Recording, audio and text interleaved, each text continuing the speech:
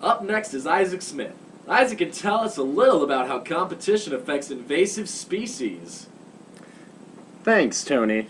When it comes to invasive species, competition plays a big role, specifically exploitative and interference competition.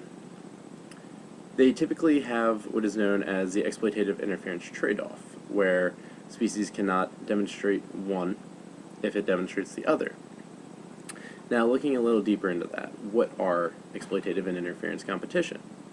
Well, interference is when a species comes and blocks a resource so that other species cannot use it. They do this typically by having large size or agility, or even very strong defenses such as chemical defenses. Exploitative, on the other hand, simply means that they can get to the resource and use it up. It's typically done by either having large numbers which can go out and find resources, or very quick both acquiring and recruiting ability. Now, a great example of how invasive species can fall outside of this trade-off is the Argentine ant, which is all too ironically right now spreading across California like wildfire.